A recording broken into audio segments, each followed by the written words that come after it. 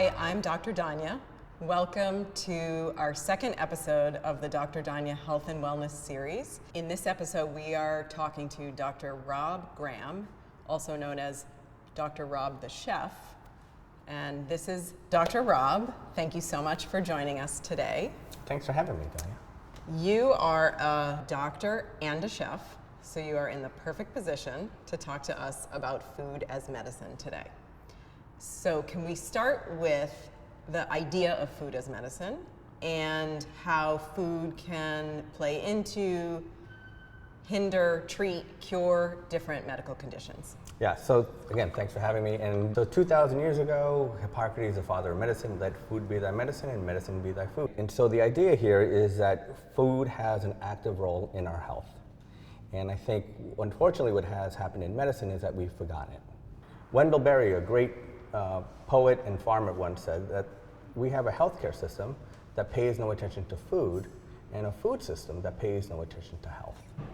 And so I try to bring both together. But food as medicine is an intervention. So there's a very exciting research that's coming out on the use of food as a drug, as a medicine. And I feel that's the way we should start, right? We should do food first, then medicine. And so your work is based on the idea of the blue zones. Can you tell us about that? Yeah, so the blue zones inspired our work and ended up becoming kind of the foundation of fresh medicine. So the blue zones are the places around the world where people live to 100 healthfully. So it's the healthiest of all people. And then based on the blue zones, you came up with your FRESH. Right. So FRESH stands for food, relaxation, exercise, sleep, and happiness. And we consider that the recipe to health. Today, we're going to dive into the F for food, which is why we have all of this. So we've picked 5 foods: beans, berries, broccoli, greens, and nuts that in general are great and also specific to the Silver Age are great. I like to focus on these 5 things that I think should be part of, if not your weekly diet, your daily diet. What's really interesting about as we age, you're never too old to change bad habits, right? And there's been studies that have shown that people, regardless of what their age is, if they adopt a healthy habit, it will give them the lasting effect of longevity. In our practice, we start with a model called food first, right? So the first thing we try to optimize or address is patients' dietary habits. Let's talk about beans first. So black beans, turtle beans, garbanzo beans, also known as chickpeas, black beans, and red beans, kidney beans. We also have soybeans. So all of these beans are healthy, partly because when you think of beans, I want you to think about number one source of plant-based protein. Every time we talk about, having a plant slant, whole food plant-based diets, eating more vegetables. By the way, that's our prescription. When it comes to food, eat more plants. That's the simple recipe we have in our FRESH model. But more importantly, I think what's beautiful about, plant-based protein, particularly beans, they also give you tons of vitamins and minerals. Pound for pound, black beans, high in iron, right? Yep. Again, supporting blood, right? Garbanzo beans, chickpeas, great sources of folate for brain health. So you're getting both the protein, which everybody focuses on, but also you're getting the vitamins and minerals, antioxidants, ton of fiber in it. Now, what's really important about the Silver Age is that because the aging process breaks down protein, there is an extra requirement as you get older to incorporate more proteins. Now, my argument is that if you increase the amount of plant-based proteins in the form of beans into your diet, you're also not sacrificing your cholesterol. Mm-hmm. We purposely put raw beans and canned beans. So canned beans, particularly during the last year or so pandemic, they're like pantry specials, pantry staples. A little bit about canned beans you have to be mindful about. They do contain sugar sometimes, they contain salt. So I typically say rinse your beans. By eating and consuming more plant-based protein, particularly in the form of beans, you are satisfying requirements when it comes to fiber, protein sources, which are really important in overall health and well-being. Okay. Berries, I think, are next, which we have berries there and we have berries there. Yeah, so blueberries, strawberries, blackberries, raspberries. I call them dirt candy. I think they're the most delicious, sweetest things we can have in our diet. Berries, when I think of berries, I think of pigments, right? Purple and red. Those pigments are classified as a phytonutrient. Phytonutrients are powerful nutrients that we get in our berries. High in antioxidants. Bad things happen because we consume many oxidants. So we want a diet high in antioxidants. And berries are your best source. I would also argue when you're talking about berries as a fruit, eat the rainbow, right? Because every single pigment of our fruits and vegetables contains particular antioxidants, vitamins and minerals that increase our lifespan as well. But then when I talk about strawberries, strawberries are the most dirty of all fruits. And conventionally grown strawberries, year after year, according to the Environmental Working Group, strawberries are laden with pesticides. So if you're going to make a decision to buy organic, definitely buy organic strawberries. And if you don't buy organic strawberries, you just have to wash them. You have to wash them carefully. really, really well because these little crevices of strawberries is where the pesticides and herbicides can reside. Okay, got it. Okay, and then we have broccoli is next on our list, I think. So broccoli here. And broccoli is probably the most important thing to incorporate into your diet, but also the other cruciferous vegetables. Funny thing about broccoli, my name is Rob, so in culinary school they called me Broccoli Rob, so it's a personal favorite of mine. When you think about broccoli, you think of cruciferous vegetables. Cruciferous vegetables, really great for your immune system. Also have cancer-fighting properties. So really important to increase the amount of cruciferous vegetables. Staples like broccoli, cauliflower, Brussels sprouts have to be in your diet, particularly as you get older because of the anti-cancer fighting effects.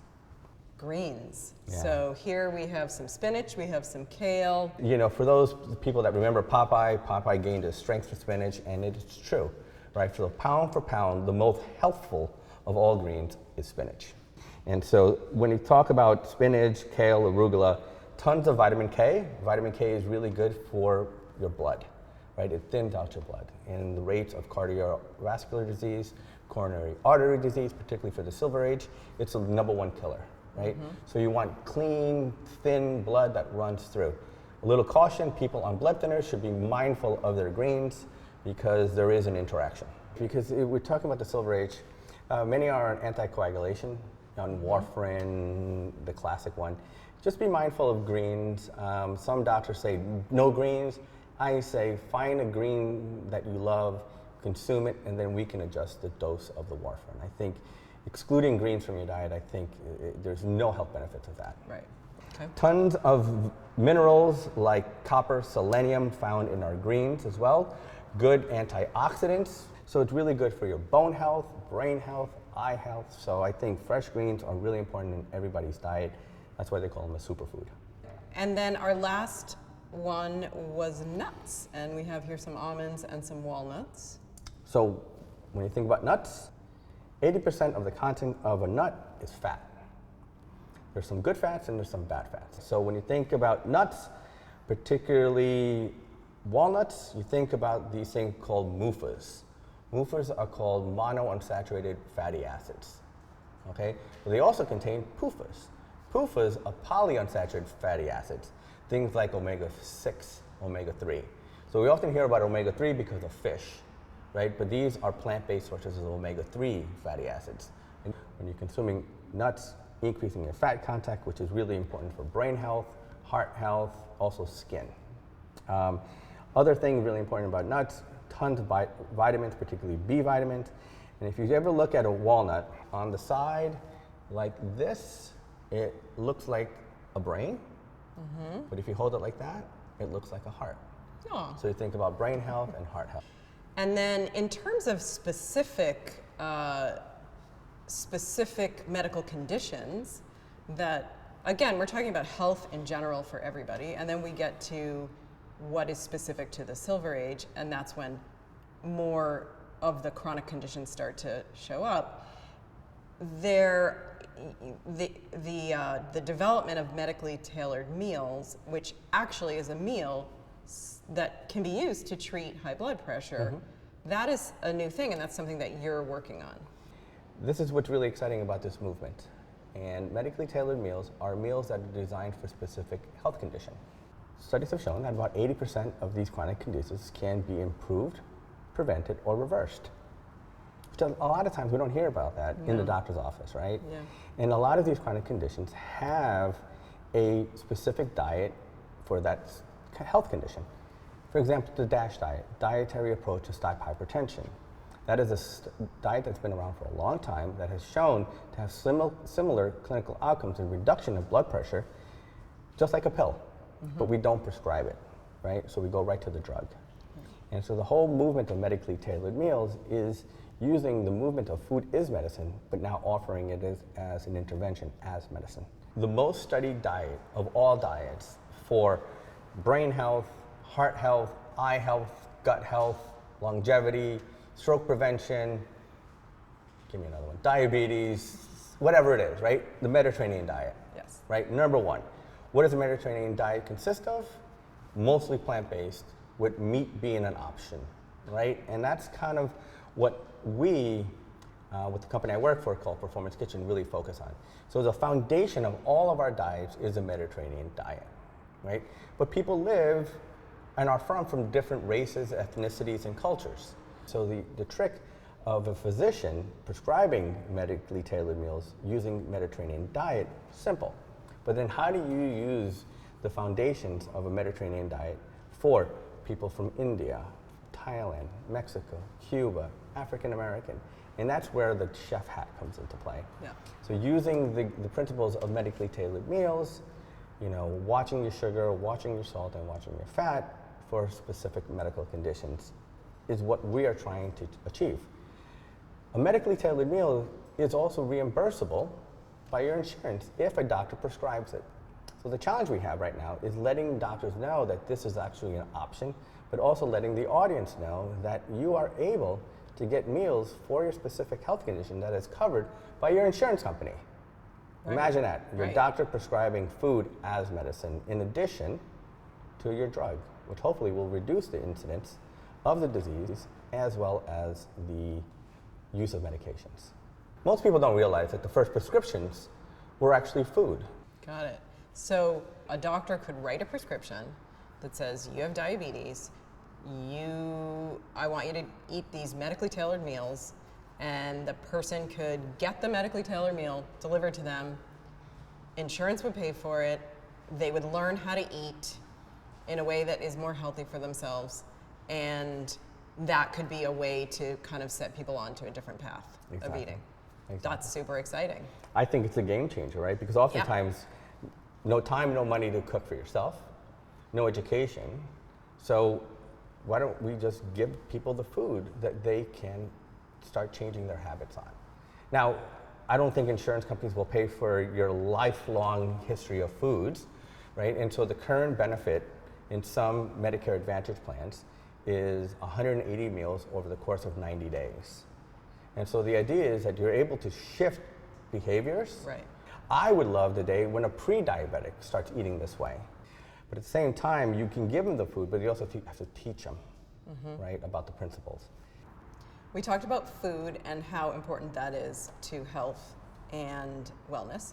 Your Fresh model has more than food in it. It has food, relaxation, exercise, sleep, and happiness. How do you teach people about that? Fresh medicine is an acronym for what we call your recipe to health. And we put a prescription according to each letter. So when it comes to food, eat more plants. Simple. R, relaxation, 10 minutes a day. Exercise, 30 minutes a day. Sleep, 7 to 8 hours a night. And when it comes to happiness, the great Chris Peterson, one of the fathers of positive psychology, said in 3 simple words, other people matter. So it's the community. When it comes to health, it starts with food. But in the end, what we truly want in life is to be happy. And that's grounded in the field of positive psychology. And I think combining both the medical part The food part, the meals for people that don't understand how to cook, what to eat, or why to eat it, is augmented by the Fresh Menu, which is an online educational program that discovers and explores those 5 ingredients in a recipe to health: food, relaxation, exercise, sleep, and happiness. Thank you, Rob, for joining us today. It's been a pleasure to have you. Your expertise and your unique perspective as both a doctor and a chef is quite enlightening. So thank you for sharing that with us today. And thank you for joining us on this second episode of Dr. Danya's Health and Wellness series. We look forward to seeing you next time. Now go eat your beans.